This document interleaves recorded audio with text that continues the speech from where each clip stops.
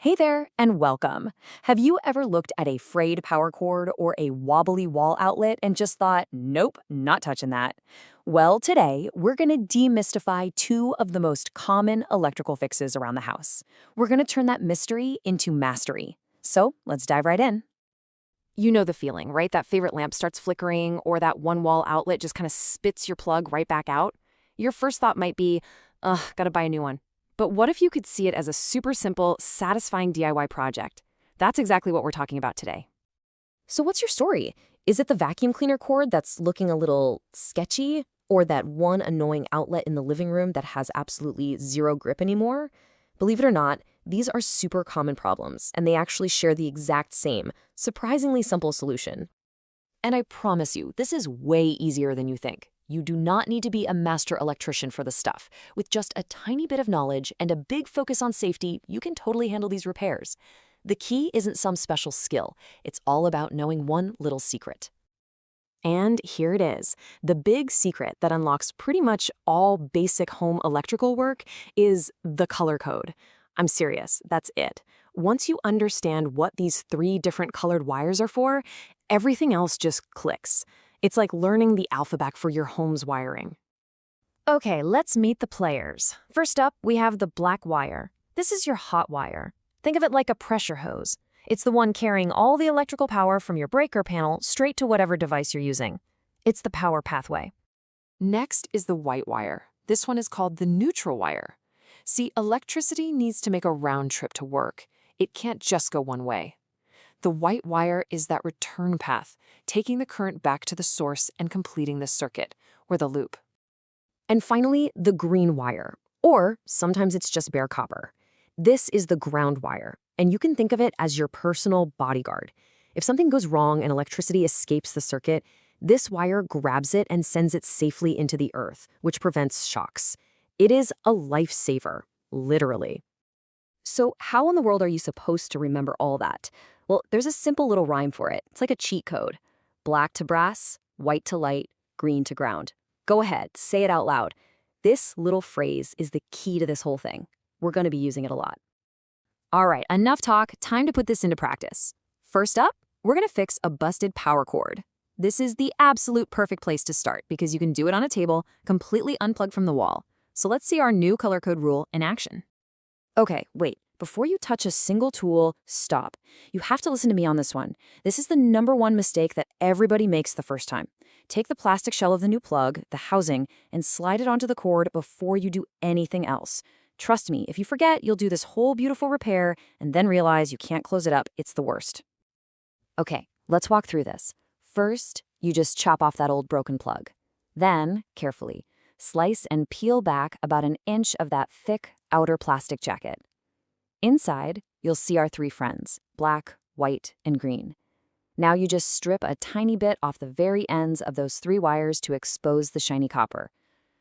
And now for our rule. Remember, black to brass, so the black wire gets screwed onto the brass-colored screw. White to light, so the white wire goes to the lighter, silver-colored screw. And green to ground, so the green wire connects to the green screw. Get them nice and tight, slide that housing back up, screw it together, and tighten the little clamp at the bottom so it grips the cord. Boom, you're done. Fantastic, you fixed a cord. Now let's level up and move to the wall.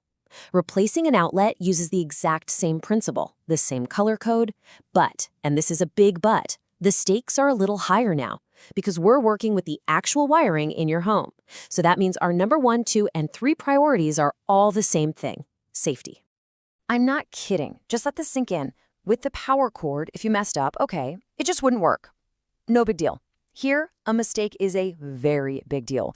So we do not move an inch until we are absolutely, positively, 100% certain that the power is off. So how do we guarantee that? It's always a two-step process. Don't ever skip a step. First, you go to your breaker panel and you flip the correct circuit breaker to the off position. Then, and this part is not a suggestion, it is a rule, you come back to the outlet with a voltage tester and physically confirm that it's dead. Never, ever just trust the switch. Always test. Okay, here's a pro tip that will save you a massive headache. Once you've tested for power and you've unscrewed the old outlet from the wall box, just pause. Pull out your phone and snap a quick picture of how the wires are currently connected. This is your get out of jail free card. If you get confused for any reason, you'll have a perfect reference to look back at. And when you're ready to connect the new outlet, it's going to look really familiar. You just disconnect the old wires and connect the new one using our rule. The black wire goes to the brass or gold-colored screw. That's the hot side. The white wire connects to the silver screw. That's the neutral side. And that bare copper wire in the wall, that's our ground, so it fastens right onto the green screw. Once those connections are tight, you carefully fold the wires back into the box, screw in the new outlet, put the faceplate back on, and then you can go turn the breaker on and test your work. Oh, and here's one more little trick the pros use. Before you push that new outlet back into the wall box, take a piece of electrical tape and just wrap it around the sides, covering up those exposed screw terminals. Why? Well, especially in older homes with metal boxes, this prevents a screw from accidentally touching the side of the box and causing a short circuit. It's a quick, smart safety step. And just like that, you're done. See? We took one simple principle, one little rhyme, and we applied it to two totally different repairs. You didn't just learn how to follow a checklist, you actually learned the logic behind it. You've mastered the code. Let's just look at this side by side. The core principle, our golden rule, is identical for both jobs. The biggest difference, and the most important one, is that key safety step. For the wall outlet, turning off that breaker and using a voltage tester is absolutely everything. But the underlying logic, it's exactly the same. So, if you only take one single thing away from all of this today, let it be this rhyme. This is your key. This is the phrase that gives you the confidence to look at a bunch of wires and know exactly what to do. Let's say it one more time and burn it into our brains. Black to brass, white to light, green to ground. You started this journey with a problem, but now you have the solution. And more importantly, you have the knowledge to apply it safely. You've really gone from mystery to mastery. So the only question left is, what are you going to go fix first?